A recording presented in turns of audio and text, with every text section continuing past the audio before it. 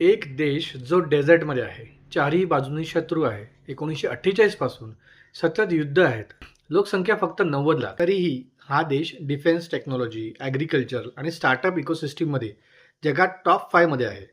तो देश आहे इस्रायल आणि त्याची कथा प्रत्येक भारतीयाने ऐकलीच पाहिजे. नमस्कार मित्रांनो, तुम्ही पाहताय जगात काय चाललंय. इस्रायलमध्ये पाणी नाही आहे, पण त्यांनी ड्रिप इरिगेशन टेक्नॉलॉजी बनवली आणि डेझर्टमध्ये शेती केली. आज ते ॲग्रिकल्चरल प्रोडक्ट एक्सपोर्ट करतात. इस्रायलवर सतत अटॅक होतात, पण त्यांनी ड्रोन डोम बनवला जो 90% रॉकेट्स हवेतच नष्ट करतो आणि संपूर्ण देशात मिलिटरी सर्व्हिसेस मॅन्डेटरी आहे. प्रत्येक नागरिक सोल्जर आहे आणि स्टार्टअप टेल अवीव हे जगातलं सर्वात दुसरं मोठं स्टार्टअप हब आहे.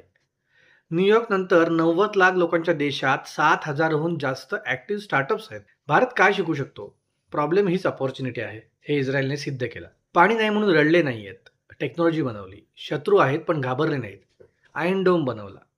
भारताकडे प्रॉब्लेम्स आहेत, पण त्याच प्रॉब्लेम्सच्या सोल्युशनमध्ये भारताचं फ्युचर आहे आणि प्रेशरमध्ये डायमंड बनतो.